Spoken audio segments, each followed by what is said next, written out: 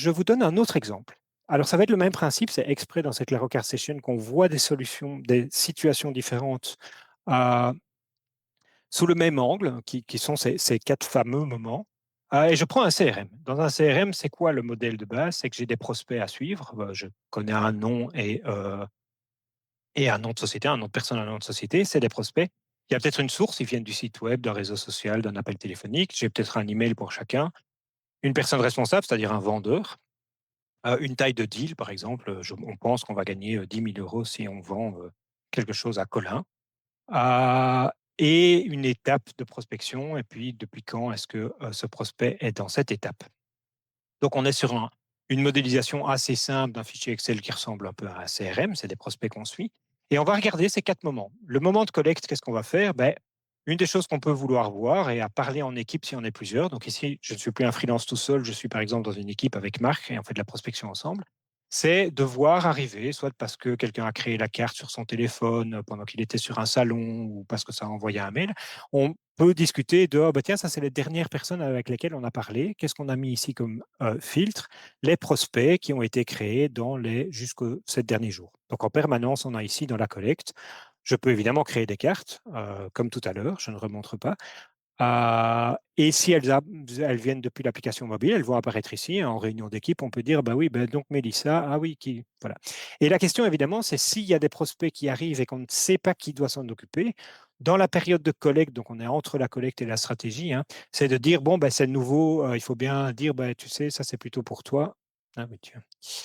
Attendez, je fais juste ceci pour qu'on ne soit pas embêté. Hop. Peut-être simplement de dire, je prends mes prospects par responsable. Et je dis, ça c'est plutôt pour Bernard, ça c'est plutôt pour Marc, ça c'est plutôt pour Nawal, pourquoi pas. C'est un simple exemple de collecte.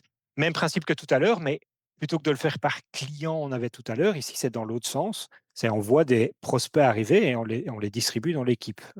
Mais c'est toujours un peu de la collecte, c'est le tout début du processus, voir les derniers ajouts et de temps en temps venir ici et les mettre.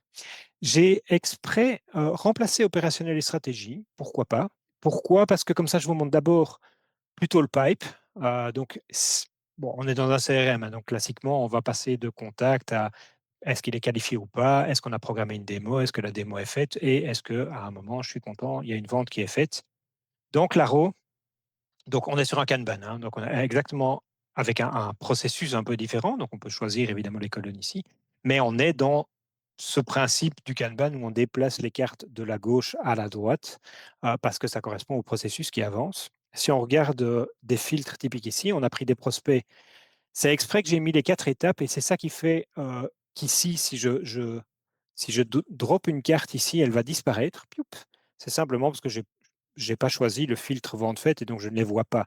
Ça s'appelle c'est un principe que j'aime bien moi dans Claro que j'appelle le trou noir et qui permet de vider un tableau de bord. Donc si on prend des tâches et qu'on applique ce pattern-ci, ça permet d'avoir pas trop de tâches dans dans un tableau de bord, de les déplacer et puis à un moment d'avoir ce moment cerveau très agréable qui dit ah j'ai fini pour aujourd'hui. En fait, il n'y a plus rien dans mon navigateur, dans mon tableau de bord. J'ai fini pour aujourd'hui. Bon, ça n'arrivera pas dans un CRM parce qu'on a bien toujours des ventes à faire. C'était pour vous montrer ça. Donc ça, c'est un suivi perso. Et ici, ça permet de faire des boards avec mes prospects comme responsables. Donc ça, c'est que les miens. Si Marc va dans le même board, il verra ses prospects à lui. Je vois mes prospects à moi, ce qu'on n'avait pas dans l'exemple freelance avant. On peut faire des boards où chacun voit ses cartes en fonction d'assignement qu'on a mis. Dans l'opérationnel classique, sur un truc comme sur un exemple comme ça de CRM, ça, c'est mes prochaines démos. C'est-à-dire que pour chacune des cartes ici, je repars ici, les démos programmées, il y a une date ici, ok, sur chacune des cartes là. Et donc, si j'ai envie de voir ça comme agenda, dans l'opérationnel, c'est tout à fait logique de savoir, demain, j'ai toutes ces démos-là. Attention, les deals ne sont pas les mêmes, ils ne viennent pas du même endroit, c'est peut-être pas les mêmes personnes. Ce genre de vue est très, très utile. À propos d'agenda, sur ce genre de vue, on a Board Tools Export, on sait faire un export calendar qui nous donne un petit lien. Je ne vais pas le faire ici, mais on peut demander un lien ici et le mettre, c'est un format standard qui s'appelle iCal, et donc vous savez mettre ça dans votre Google Agenda ou tout agenda similaire, Outlook ou autre. Dans l'opérationnel, classiquement sur un CRM, il y a cette question évidemment une fois que la démo est faite, on aimerait bien évidemment faire la vente. Ça demande un focus, donc même exemple que tout à l'heure, en fait, je peux faire focus sur les démos faites. J'en ai fait un board aussi que j'appelle Let's Close.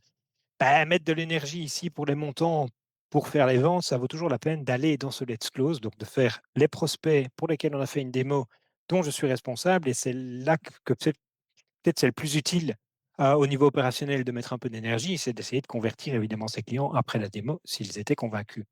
Là, on est dans l'opérationnel. Si je montre un peu de stratégique dans le cas d'un CRM, alors de nouveau, le stratégie, il y a moyen de faire plein de choses.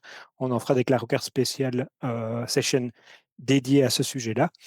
Une analyse de blocage très utile aussi. Je vous montre un exemple qui est un grand classique dans les CRM, mais pas que, c'est de dire ben, si je regarde, donc ici j'ai carrément fait une matrice, mais si je regarde le statut ici et depuis quand la carte est dans ce statut en colonne, ben, je vois des choses absurdes.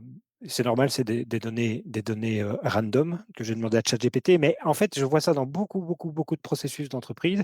C'est par exemple des démos qui ont été faites il y a très longtemps, et en fait, le truc est calé depuis le premier trimestre Q1 dans des mots faits. Et donc ça, c'est beaucoup de pertes en fait dans les processus des entreprises. Ici en CRM, c'est ben, on a fait des démos, on les a pas relancés. Ben voilà, donc des boards comme ceci, là on est dans largement la stratégie la post-opérationnelle, quoi. C'est de dire, ben, on va analyser où est-ce que ça coince dans le processus, comment c'est possible qu'on ait autant de démos qui ne sont pas suivies derrière, est-ce qu'on n'oublie pas de faire des relances. Donc, dans une équipe qui fonctionne très bien, normalement, on verrait que tout ce qui est dans les statuts avancés est plutôt récent, parce que sinon, c'est qu'il y a voilà, des goulots d'étranglement.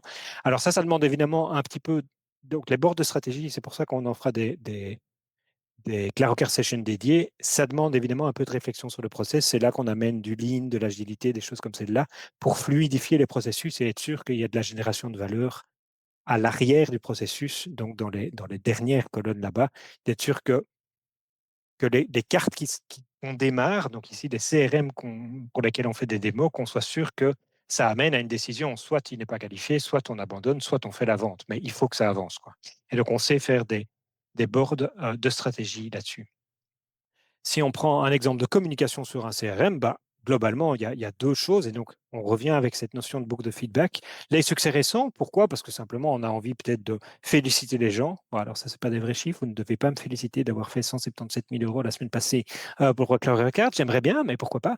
Mais donc, par exemple, avec l'équipe, bah, penser à célébrer, c'est très important. Il y a un coach en intelligence collective ici qui nous écoute et qui trouvera ça certainement très utile de faire de temps en temps un peu de célébration. Dans l'autre sens, ben, si on a des gros ratés, des abandonnés et des non qualifiés, ben, dans une équipe CRM, se poser la question pourquoi est-ce qu'on a fait des démos à des gens pas qualifiés, ça fait de l'amélioration de processus et on est dans cette boucle de feedback dont je vous parlais tout à l'heure. Peut-être qu'il faut améliorer le processus pour éviter d'avoir trop souvent dans la collecte, de peut-être faire un peu de raffinement de données à l'avant du processus pour éviter des grands ratés et du temps perdu sur des choses, quoi. Donc, grand exemple ici aussi de boucle de feedback depuis les ratés et les succès jusqu'à la collecte.